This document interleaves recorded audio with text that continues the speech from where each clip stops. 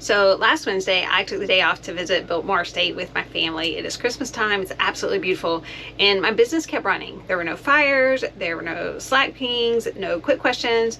And that didn't happen by accident.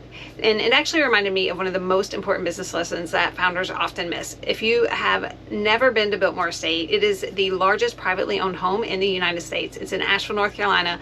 It was built in the late 1800s by George Vanderbilt. It has over 250 rooms, some incredible architecture, and the infrastructure for the time is pretty advanced. It is absolutely stunning, especially again during the holidays. But here's the part that most people don't know. George Vanderbilt did not build Biltmore as a business. There was no long-term operating model, no sustainability plan. There was no trust set up to actually protect or monetize the asset. It was designed as a private retreat funded by inherited wealth and ongoing capital. And when he died, his family didn't inherit a self-sustaining asset. They actually inherited a massive liability with a ton of overhead.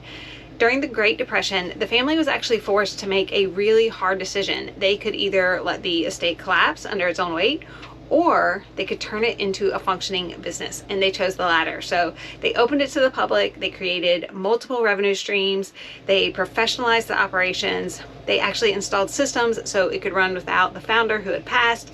Biltmore still exists today for one reason.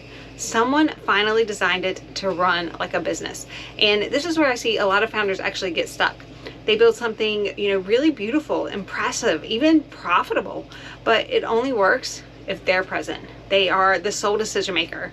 They are the problem solver. They are quality control. They're the glue that holds everything together. And here's the hard truth.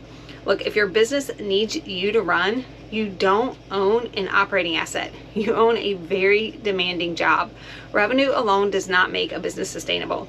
Vision alone, it doesn't create freedom. Systems need to be installed intentionally. Clear ownership needs to take place. Leadership needs to happen. My day off, it didn't happen just because I worked harder. It happened because I designed my business very intentionally with clear roles, clear expectations, clear systems. And when I step away, work is still going to go on. It's going to move forward. Decisions do not bottleneck my team. They know what they own, and nothing pauses waiting on me. That's not luck.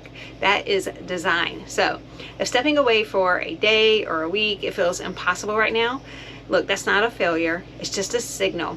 You need to set some foundations in place. You need to set some systems in place. And freedom, we can design that on purpose. So here's a question I want you to sit with. If you took next Wednesday off, what would break in your business? And more importantly, why?